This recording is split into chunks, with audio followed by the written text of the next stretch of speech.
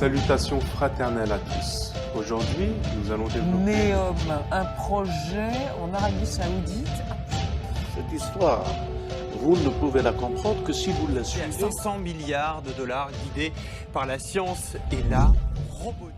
Salutations fraternelles à tous. Bienvenue dans ce nouveau chapitre de notre série consacrée au projet Neom. Aujourd'hui, nous allons voir les indices dans la géopolitique mondiale qui nous montrent l'importance qu'accorde la coalition wahhabo-sioniste à ce projet. Un projet mûrement préparé, que cette alliance est déterminée à mener à son terme. La fin de l'année dernière a été marquée par deux annonces d'une extrême importance. La première, c'est la déclaration de Donald Trump, faisant de Jérusalem la capitale de l'entité sioniste. Une déclaration qui a ébranlé le monde et suscité de vives réactions à travers la planète.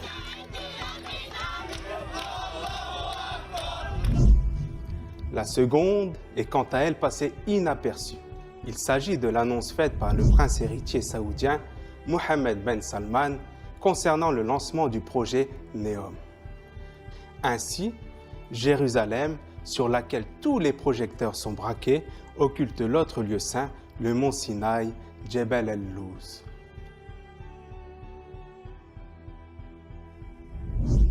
Et si tous les croyants se sentent concernés et touchés par le statut de Jérusalem et de ce que le sionisme international veut en faire, seule une poignée de croyants initiés à l'eschatologie et qui ont une connaissance de la valeur spirituelle de ce haut lieu de la révélation qu'est Jebel el-Luz sont affectés par cette annonce. Nous pouvons constater que derrière de nombreux événements survenus ces dernières années dans la région du Moyen-Orient se cache la mise en place du projet Neom. Voici un petit reportage qui nous explique quelques-uns de ces événements. Au mois de mai dernier, Donald Trump a choisi le royaume saoudien pour sa première sortie officielle en tant que président des États-Unis, ce qui est tout un symbole.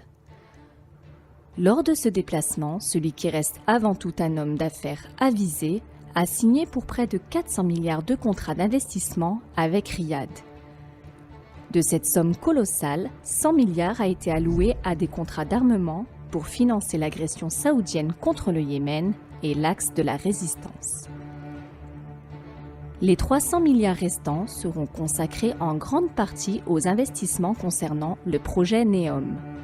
Rappelons que le budget estimé de ce méga-projet est de 500 milliards de dollars et qu'une partie de ces fonds proviennent de la fameuse purge qui a eu lieu récemment dans le royaume.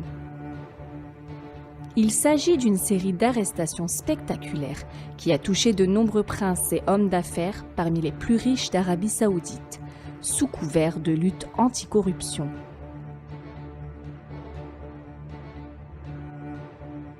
Le choix proposé par Mohammed Ben Salman était simple, la libération moyennant finance.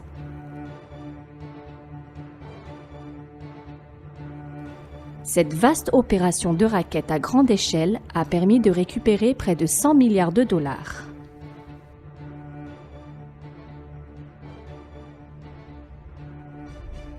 Un autre indice important qui est en lien avec le projet Neom, c'est la marche inéluctable vers une officialisation des liens entre le royaume des Saouds et l'entité criminelle israélienne. Une normalisation qui n'est plus à démontrer tant les actes et les déclarations de part et d'autre parlent d'eux-mêmes et que le parti antisioniste ne cesse de dénoncer.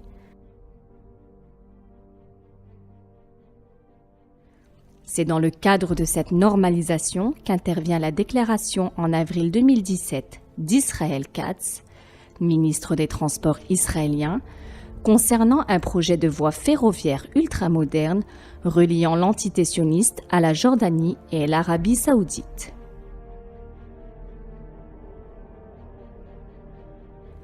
Un projet venant compléter celui de voie ferrée reliant la Méditerranée à la mer Rouge. Le projet RedMed, entre les ports d'Eliat et d'Haïfa en passant par Dimona.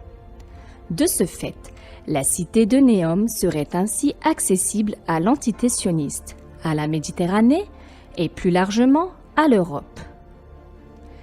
Elle aura aussi un accès à l'Afrique par un pont la reliant à l'Égypte, via les fameuses îles de Tiran et Sanafir. Situées à l'entrée du golfe d'Aqaba, sur la mer Rouge, ces deux îles ont été vendues le 24 juin dernier par l'Égypte à l'Arabie Saoudite.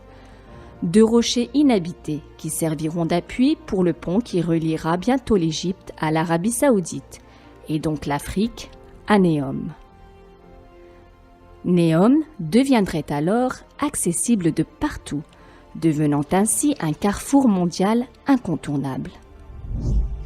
L'Égypte est donc également concernée par ce projet, qu'elle a officiellement intégré début mars en annonçant sa décision de réserver plus de 1000 km² de terrain dans le sud du Sinaï dans le cadre de Neom.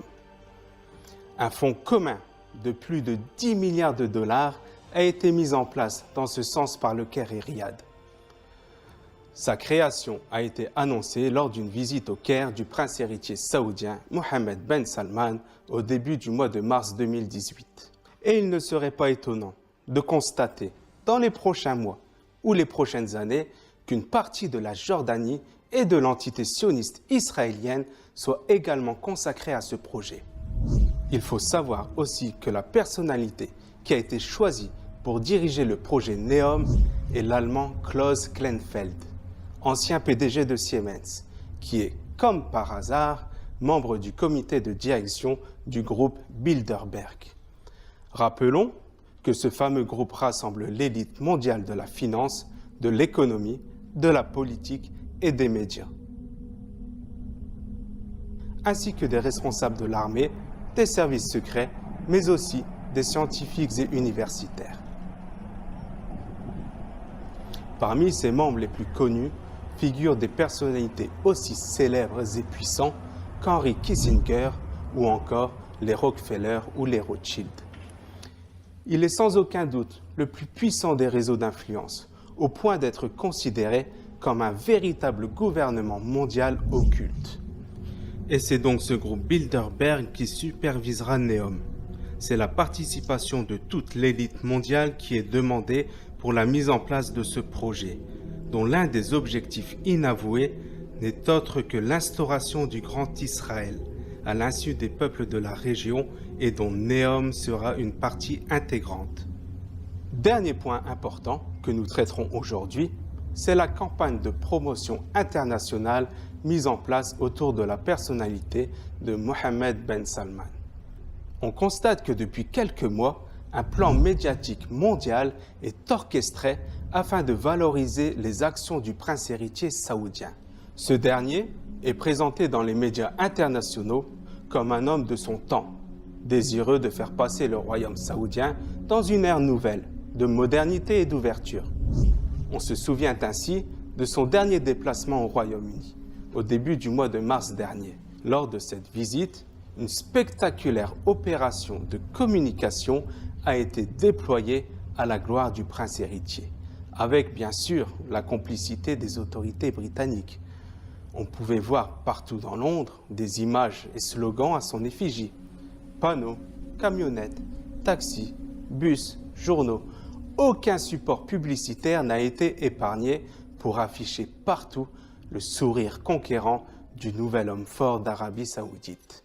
Parmi les signes incontestables qui préparent le projet Neom figure également la nouvelle politique de réforme mise en place par le prince héritier Mohammed Ben Salman, avec notamment le plan Vision 2030. Ce sera donc le thème de notre prochain épisode. Je vous remercie de votre attention. N'hésitez pas à laisser vos questions en commentaire car nous tenterons d'y répondre dans le dernier volet de cette série. Et je vous dis à très bientôt.